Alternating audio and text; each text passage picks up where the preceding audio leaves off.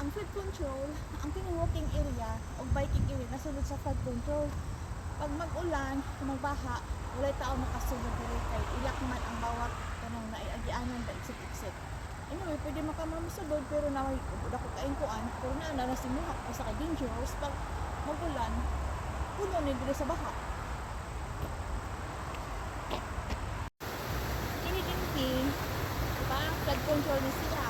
Kung magbaha siya, hindi na siya matulay-tulay. So, 5 ka tulay diri. Kaya dito sa mua, dito, pagbuong dito. 5. So, hindi siya mo, ang tubig niya ay exit dito sa dagat.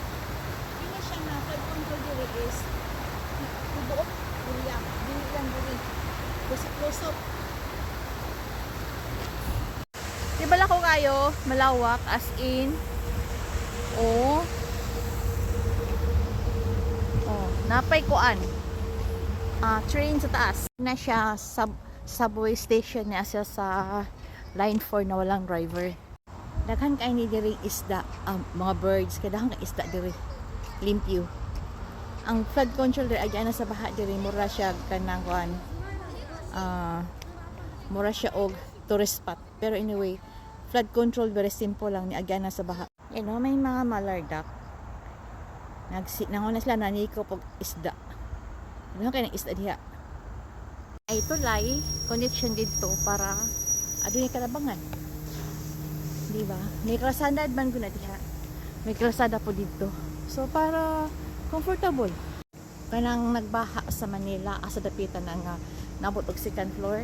Kung adunay inani kadako kalawak kada kalapad sa flood control ay agay na sa baha dili kay manaog man ang tubig gikan sa kalsada padung diri kay mo man gitawag og agay na. So adto na pay train na walang driver, ayan walang driver yan, automatic. So diri ko for me na walking sa panahon karon kay dili na siya tugnaw init. So dinhi to mag-walking kay ito po to tungod gibuhatan mag-walking area diri sa government. Ang walking area ay naasulod sa agianan sa baha. Diba? Social